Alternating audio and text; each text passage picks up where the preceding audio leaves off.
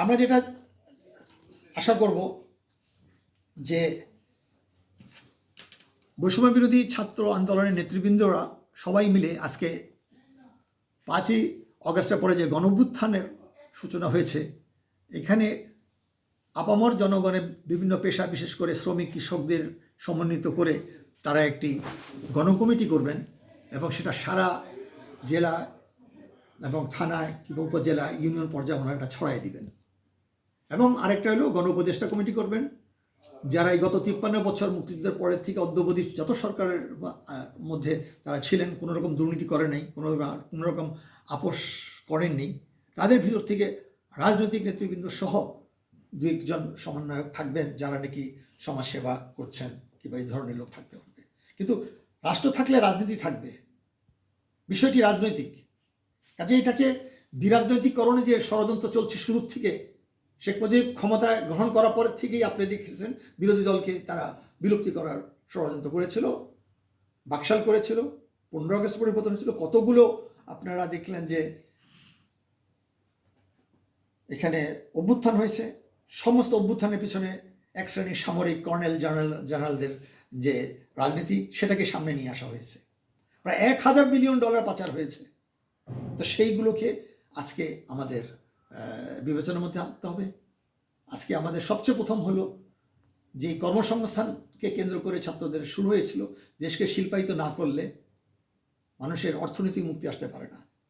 কাজে সেই কারণে বড় বড় ব্যাংক, বিমা এগুলোকে জাতীয়করণ করা, স্বাস্থ্য জাতীয়করণ করা, সমস্ত পপুলেশনকে, সমস্ত জনগণকে রেশনের মধ্যে নিয়ে আসা, খাদ্য পাচার বন্ধ করতে হবে, কম্পালসারি মিলিটারি ট্রেনিংয়ের ব্যবস্থা করতে হবে, প্রয়োজন হলে আগামী 3-6 মাসের মধ্যে রেড গার্ড করে করতে হবে। এখানে 1,20,000 পুলিশ নিয়োগ দেওয়া হয়েছিল গত 15 বছরে, তার অধিকাংশ 99.9% বলা যায় এগুলো ছাত্রলীগ আর যুবলীগের। এবং এদেরকে ছাঁটাই বাছাই না করে তাদেরকে আবার নিয়ে আসা হচ্ছে। আমি এটা ঘোর প্রতিবাদ করছি। কাজেই এই নিপীড়নের যে যন্ত্র, রাষ্ট্রযন্ত্র, সেটাকে যদি মেরামত করতে হয় তাহলে একটি বিপ্লবী সরকার সারা সম্ভব না। কাজেই যেভাবে মানে সমন্বয়কারীদেরকে নিরুৎসাহিত করা হচ্ছে, তারা হতাশ হয়ে পদত্যাগ শুরু করেছে চিটাগং ইউনিভার্সিটির মতো একটি বিশ্ববিদ্যালয় যেখানে ঐতিহাসিক ভূমিকা ছিল। এবং সেখানে ঢাকা বিশ্ববিদ্যালয়ে আপনার SM হলের একবার সাধারণ ছাত্রদের নিয়ে বলেছিল সকল ছাত্র প্রতিষ্ঠানের ছাত্ররাজনীতি নিষিদ্ধ করা হয়েছে। যেমন 71-এর পরের থেকে চর দখলের, হল দখলের সিস্টেম চলে আসছে। আওয়ামী লীগের সময় আওয়ামী লীগ, বিএনপির সময় বিএনপি, জাতীয় পার্টির সময় জাতীয় পার্টি। এবং চট্টগ্রামে ছাত্র শিবির যাদের ঘাঁটি ছিল, ঢাকা বিশ্ববিদ্যালয়ে তাদেরকে সাধারণ ছাত্ররা তাদেরকে ঢুকতে দেয়। আমি নিজে ওইটার সাথে জড়িত ছিলাম। তাহলে এখন যদি নতুন করে জামাত, শিবির তারা যদি মনে করে যে এই রাজনৈতিক সংগ্রামে তারা নতুন করে বিএনপির ঘাড়ে বন্দুক রেখে তাদের কর্মসূচি পালন করবেন না, যেহেতু জামাতকে নিষিদ্ধ করেছে সেই বিষয়ে অনেক আগে আমাদের বলা উচিত ছিল। 71 থেকে 75 কেউ বলে নাই জামাতকে পুনর্বাসিত করার জন্য। শেখ মুজিব এই ফ্যাসিবাদের প্রতীক, ওই 15 আগস্টের যত পরিবর্তন হয়েছিল তখন কিন্তু ওইটা বাতিল হয়েছিল। ঠিকই একটা প্রতি বিপ্লবী রাজনীতি যখন নাকি আমরা দেখলাম, সেখানে জিয়াউর রহমান তাদেরকে প্রতিষ্ঠা করেছে। তারপরে যে পরিবারতন্ত্র আপনার খালেদা জিয়া থেকে শুরু করে, হাসিনা থেকে শুরু করে, এখন যদি গোলাম আজমের সন্তান যে ব্রিগেডিয়ার আজমি, তাকে যদি নেতা বানায়, কারণ সে তো হিরো, তো সে তো পরিবারীকরণই হয়ে গেল, এর সাথে পরিবারকরণ হয়ে গেছে। তো কাজে এখন আমাদের ভরসা যে সাধারণ জনগণ, কৃষক, শ্রমিক, সৈনিকরা তারা আস্থা রাখে এই বৈষম্য বিরোধী ছাত্র আন্দোলনের নেতৃবৃন্দের প্রতি। আমরা এরকম একটা আর্মি পুনর্গঠন করতে চাই যেখানে একটা সিপাহী ছাড়া হওয়ার সুযোগ থাকবে। সারা জীবন গড়ে তারা কোনো কমিশন পাবে না, এরকম হবে না। এখানে কোনো কেরানি থাকতে পারবে না, সারা জীবন কেরানি হবে। একজন কেরানি যেন চাকরির পাশাপাশি যেন তার ট্রেনিংয়ের মাধ্যমে, পড়াশোনার মাধ্যমে সে যেন সেক্রেটারি হতে পারে, আমরা সেই সুযোগ রাখতে চাই। আমরা প্রত্যেকটা শিল্প কারখানা আমরা বলতে চাই যে শিল্প কারখানা 3 ভাগে ভাগ হবে।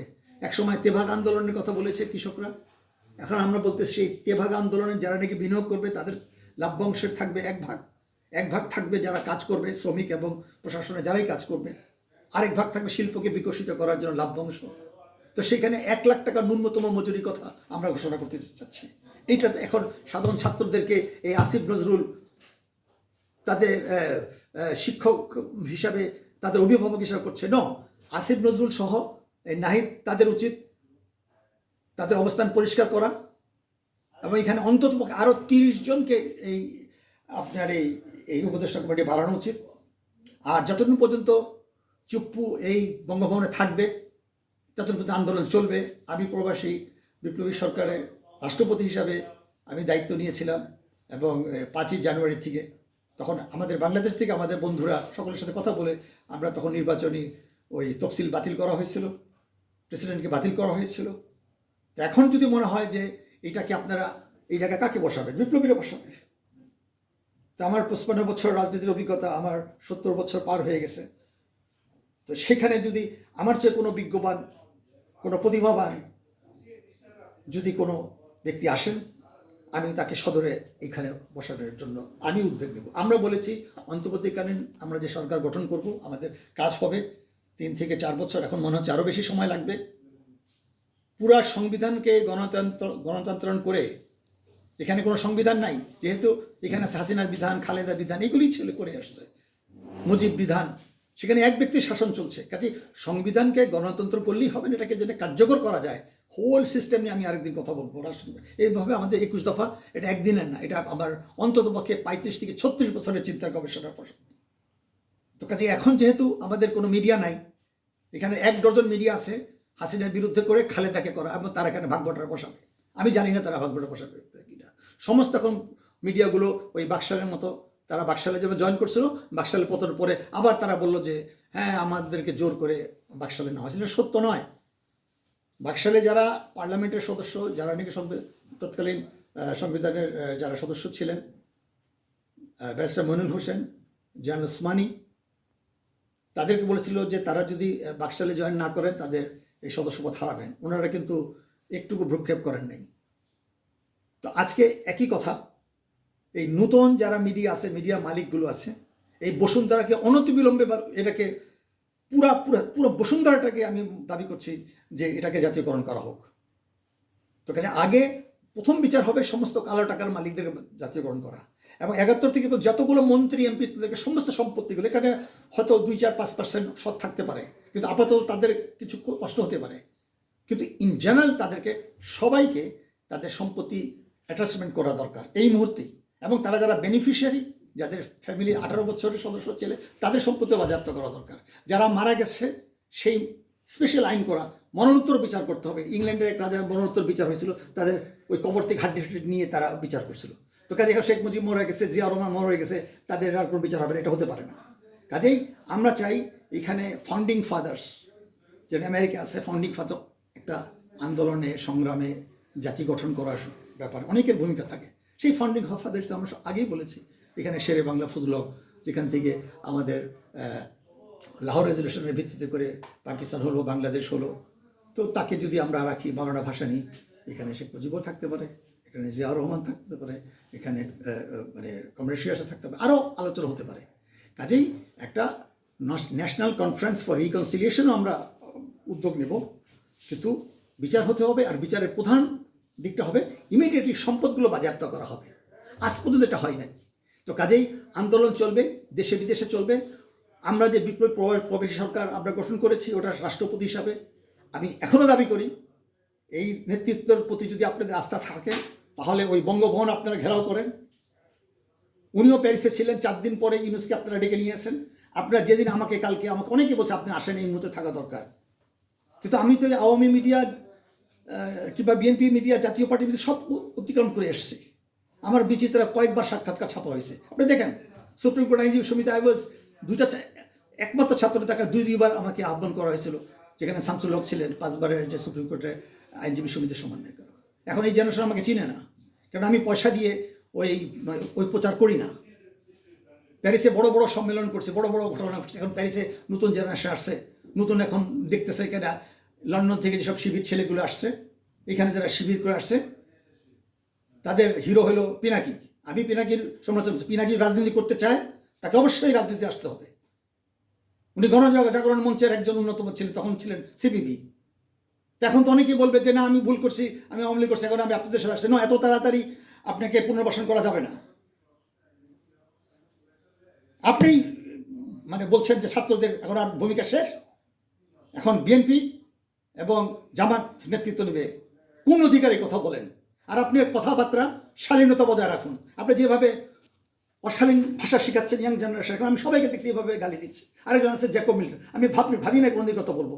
আমি সবাইকে বলছি আপনারা এদের টকশো শুনবেন না। রাজনীতিবিদের থাকবে। আমি মুক্তিযোদ্ধা ছিলাম, আমার মতো অনেক মুক্তিযোদ্ধা আছে। অনেকে মনে করেন মুক্তিযুদ্ধে শেখ মুজিব মুক্তিযুদ্ধে কোনো ভূমিকা ছিল না। সে জাতিকে মৃত্যুর মুখে ঠেলে দিয়ে উনি পাকিস্তান সারেন্ডার করছে। পৃথিবীর কোনো ইতিহাসে প্রধান সেনাপতি যুদ্ধের আগে সারেন্ডার করে না। এই ইতিহাস বিকৃত ইতিহাস। সিরাজ শিকদারের নাম নিয়ে জিয়াউর রহমান ক্ষমতা দখল করেছে কি বিচার? মাওলানা ভাসানীর নাম নেয় না। কাজে আমি সাধারণ ছাত্রদেরকে বলবো, আপনারা শেখ মুজিবের ছবি নামান, ওখানে মাওলানা ভাসানীর ছবি লাগান, আপাতত একটা করেন। তারপরে যদি মনে করেন যে আমাদের 23শে জুন 1757 থেকে আমাদের পরাধীনতার যে সূর্যাস্ত গেছিল, তাহলে সিরাজদৌল্লার ছবি থেকে শুরু করেন। সেখানে মুসলিম লীগের প্রতিষ্ঠাতা মুসলিম লীগ না হলে তো পাকিস্তান হতো না। সেখানে আপনার নবাব স্যার সলিমুল্লাহর কথা যদি মনে করেন, ঠিক আছে, তার ছবি করেন। তারপরে যদি আপনারা মনে করেন আরও কিছু নেতাকে সামনে রাখা দরকার, তখন আপনি বলবেন যে আপনার শেরে বাংলা ফজলুল হক, মাওলানা ভাসানী, এই কয়টা বললাম, এইগুলোর মানুষ শিক্ষা দেবে। ইভেন শেখ মুজিবের যে ভূমিকা ছিল সেটাও থাকবে, কিন্তু এককভাবে কোনো শেখ মুজিব কোনো জিয়া রহমান হবে না। এখন বিএনপি মনে করে আমাকে চেহারাটা ঘুষ দিছে, তাতে আমি খুশি, আমার নাম তো নিছে। এই যে অ্যাটর্নি জেনারেল, ইমিডিয়েটলি অ্যাটর্নি জেনারেলকে পদত্যাগ করার জন্য আমি আহ্বান জানাচ্ছি। অ্যাটর্নি জেনারেল রাজনৈতিক বক্তব্য দিয়েছে, উনি শেখ মুজিবকে বঙ্গবন্ধু বলছে, শেখ মুজিবের কথা বললেন, তারপর জিয়া রহমান স্বাধীনতা ঘোষক, তাকে এই দায়িত্ব দেওয়া হয়নি। আবার উনি যে বলছেন আমি সরকারের বেতন কর্মচারী, কিংবা উনি অ্যাটর্নি জেনারেল। তো অ্যাটর্নি জেনারেল রাজনৈতিক বক্তব্য দিতে পারে না।